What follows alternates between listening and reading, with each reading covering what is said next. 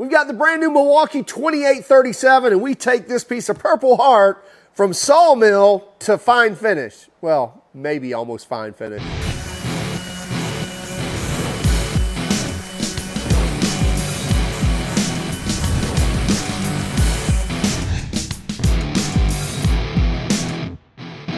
Now, first off, the 2837 is a 5-inch orbital sander, not to be confused with the brand new M12 6-inch orbital sander.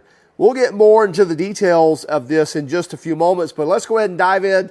Take a look at the details and features of the 5-inch sander. Then we're actually going to put it to work, and then we'll come back and talk about pricing and warranty. Milwaukee has released another brand new sander, and that's this 2837.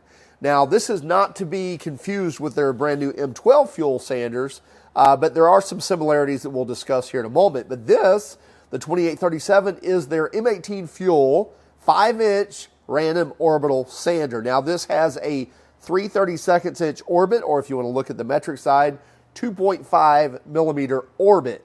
So 5-inch pad, 2.5 millimeter orbit. So that means how many times it's kind of making little bitty circular motions as it's also rotating. It is random orbital, meaning it's not a fixed rotation.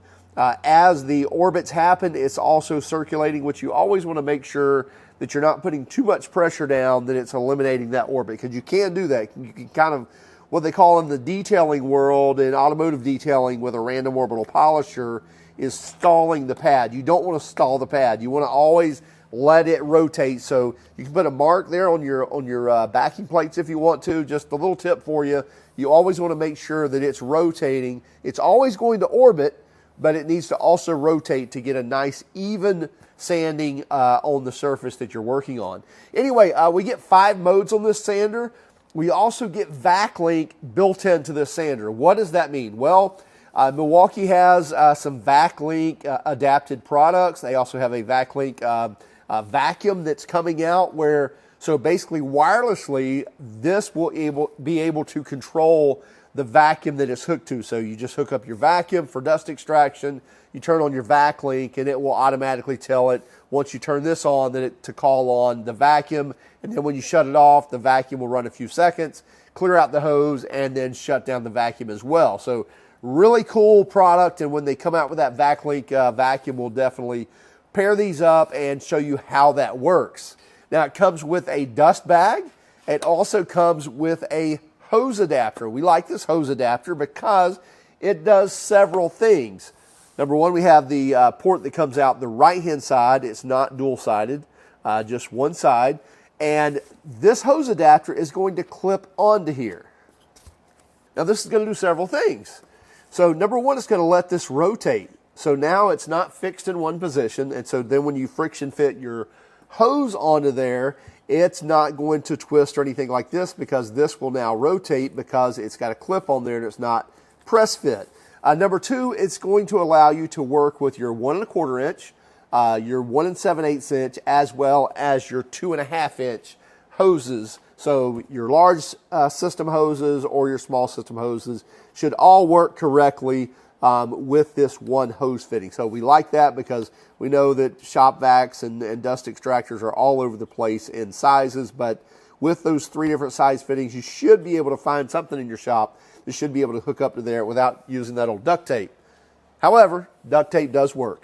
And also, we have the dust bag. Now, in times past, when cordless sanders first started being a thing, we started seeing dust bags show up on them, and many times it was just kind of a maybe a showpiece because they really didn't do much more than that. But this, they're claiming 88% extraction with the dust bag and up to 95% extraction with a dust extractor or with a shop vac hooked up. So we're excited to actually use this. We did use this at the Milwaukee event last year, and it does do very well, but we want to see it for ourselves.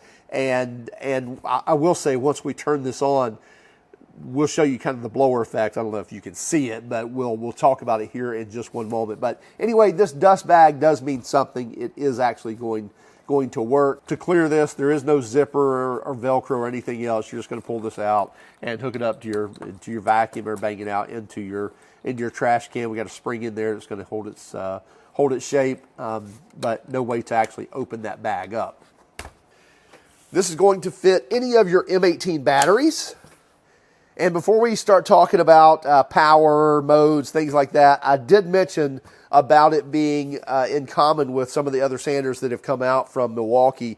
Milwaukee released just recently their 6-inch sanders in the M12 platform. Now, this is the 2585, and I believe there's also the 2584. This is a 3/16 inch orbit or 5mm orbit, where this is 3/32, but they also have this one in a 3/32 as well, or the 2.5mm orbit. So same orbit size as this one, but this is a 6-inch sander. This is actually a much different sander, even though they're using some of the technology in both, which we're glad to see.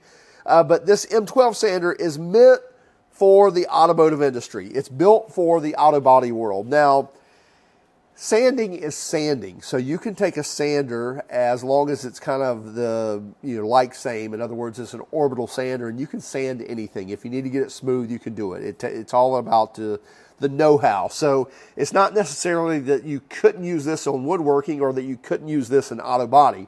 You can definitely use either or in both, but there are definitely features on this one that make it perfect for auto body, and in this one that make it perfect for the woodworking or carpentry world as well. We will actually do a comparison video where we're comparing these two to actually state, where you may want one over the other. But just wanted to be clear about that. This is a much different sander. This is a much different sander compared to one and two. But we have seen a lot of the features kind of cross over between the two. But definitely, if you're looking for carpentry, general woodworking, things like that, that's where you're going to reach for the 5-inch orbital. If you're looking for the automotive or auto body world, that's when you're going to want to go with their 6-inch orbital. And we'll kind of leave it at that for this video. And by the way, we already did a review on these two sanders, the 3/32 and the 3/16 inch orbital. So check that out. Great video, has a lot of insight on these sanders and how well they performed, and they did do very good, especially on dust extraction and performance and vibration. We'll talk about vibration here in a moment as well. So back to the 5-inch here. So it will work with any of their M18 batteries. You're going to get great run time on these. You're going to get tired of sanding before you go through a 5 amp hour battery. I promise you, you're going to be well beyond the 30, 45 minute range before you take all the juice out of that battery. So you're going to be sanding a long while. And then in the modes, we have everything from 1, 2, 3, 4, and 5, and that's going to take us from 6,000 oscillations per minute all the way up to 12,000 oscillations per minute. And if you want to know specifics, in mode 1, you're going to get 6,000 RPM. In mode 2, you're going to get 7,500 oscillations per minute. Mode 3 is going to give you 9,000 oscillations per minute.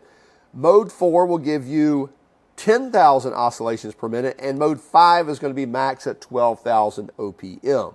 Now, there is no variable speed trigger on this where you can, kind of dial that speed in as you want it. There is just a power switch to turn on and off. So you're going to set your power or set your speed right here with the mode button. And with the simple press of a button, turn that on and off. Now, a quick push is not going to turn the machine on. You can see that, but it takes about a second. 1001, and turn it on and off with just kind of I shouldn't say a long press, maybe a short press, but definitely just a push is not going to do it. Got to firmly hold it in for about a second, and then it will turn on. Now, we also get an edge guard right here. We get a 5-inch hook and loop backing plate, and the backing plate is held on with these 4 Torx head screws. They look like T30s, if I'm not mistaken. Maybe T25s, but I believe they are T30. And we also have multiple holes here to line up with most of your sanding discs. I'm sure it'll line up with most, if not all. And then the edge guard here that we just talked about easily comes off So this is great to use when you're bumping up against stuff or maybe going up against a finished surface. So maybe you're sanding stairs, something like that, and you really don't want to mark up what you're going to be sanding up against. That edge guard comes in very handy, but if not, you can take that off and go all the way up against the edge or around the edge or roll the edges or whatever you need to do. Very easy to take that on and off. The Milwaukee sander is going to come with 2 or 3, I think that's 2 sheets of 80 grit sandpaper. We have a piece of purple hard up here, which has a very high Janka rating, meaning that it's really hard wood. And as you can see, this really needs to run through a planer first, but this has probably freshly been through a sawmill, and we're going to start right here. We're going to start right here with some, so I'm going to step up to some 60 grit. So I'm going to grab another sheet that didn't come with it. So just some generic sandpaper here, and we'll try to line it up with our holes. Yeah, there we go. Lines up absolutely fine with those holes in the backing plate. Perfectly. Okay, we're going to take our edge guard off. We don't need that where we're going. And we're going to hook up our dust bag that comes with it. Again, nice swivel on there. And then we're just going to, let's try in the middle. Let's go to speed 3. And we're going to go ahead and start knocking this down. Now, I highly expect with 60 grit sandpaper and this really rough finish right here, it may try to walk us all over the place with this, but let's just see how it does. Oh, wow. Okay, so here's the deal. Usually when you take a high grit sandpaper, you put it on something that's, you know, aggressively been through a sawmill like this, there's a lot of grip there that will typically grab this and want to walk all over the place and make it kind of dart all over the place, what a lot of sanders will do. This is not doing that at all, as you can tell. I mean, easily, got 3 fingers on it, and now I've got 2 fingers on it.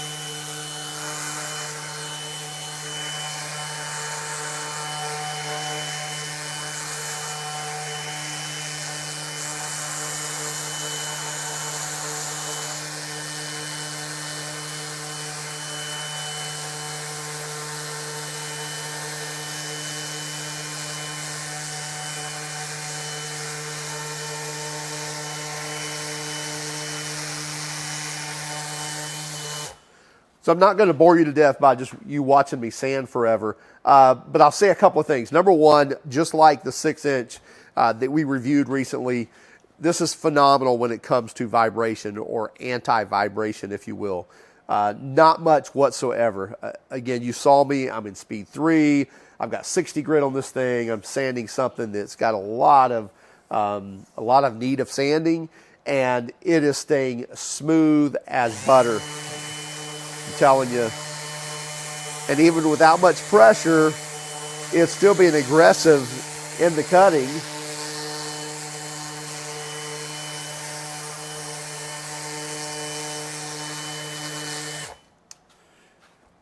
But just very low vibration, so it has to perform it. So let's step up to 5 just to make sure it doesn't get worse.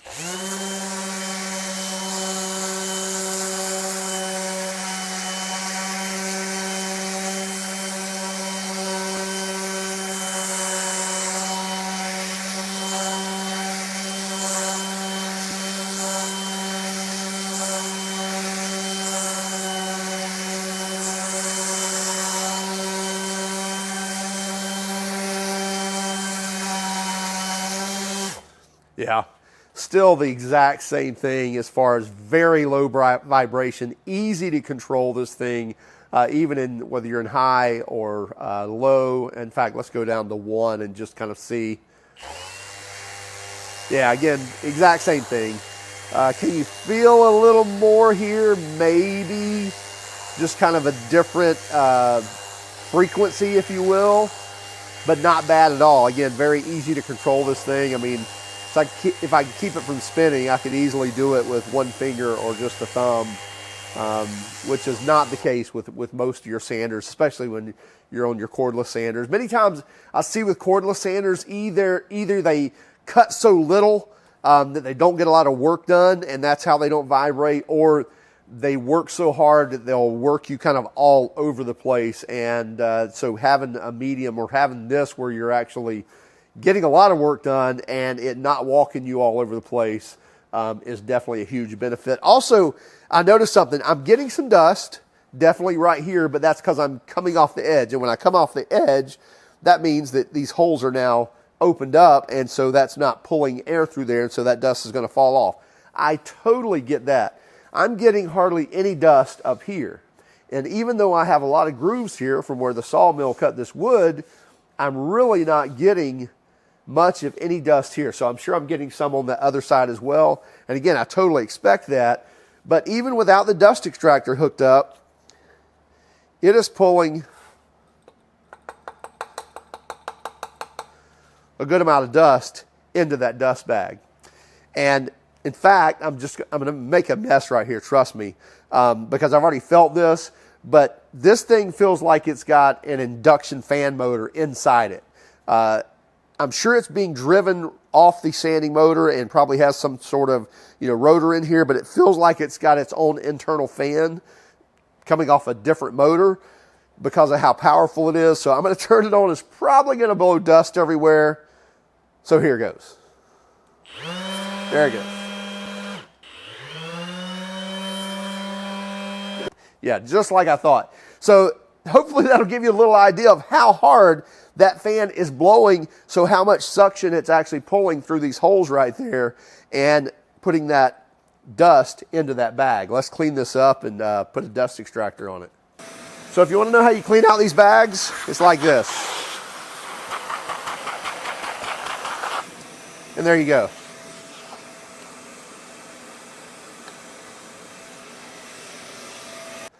But let's take this off and let's hook up our hose adapter. And then, as I mentioned, this one's going to fit right on there. We're going to stick with the 60 grit. Now, I may speed this up so we can kind of knock this down and then move on up to 80 grit.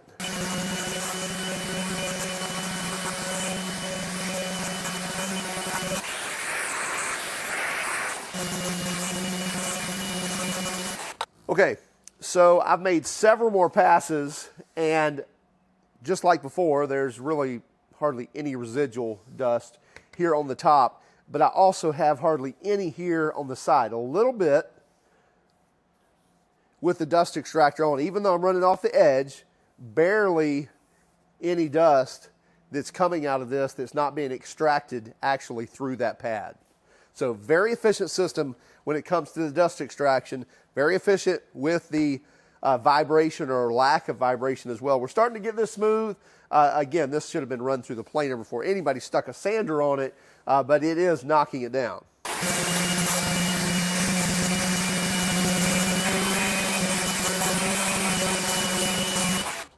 So I think you know what we think of this. Performance is really outstanding on this. Vibration is nothing less than probably the best at this time, or right at the top.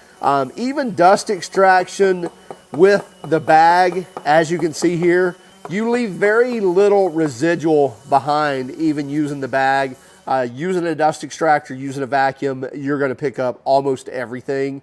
So they've done a really good job with this, and as I mentioned, the blower on this thing, as far as pulling the dust out of this and into the bag, is pretty phenomenal. And although we didn't get this all the way smooth, you can see with a little wax on here, and that's all that's on here, it really cleaned up really well. We went ahead off camera and took this down to using up to 240 grit on it, so it's got a nice smooth surface on this Purple Heart. And still, we've still got 2 bars left on this 5 amp hour battery. So we went 60 grit, 80 grit, 120 grit, 240 grit, with many passes of each of these, which again, this should have definitely went through a planer, before every touching piece of sandpaper. If nothing else, we probably should have started with like 36 or 40 grit first and then maybe gone to 60. But again, I think you understand efficiency on this as far as dust extraction is phenomenal. Battery life is great on this as well. Performance is outstanding.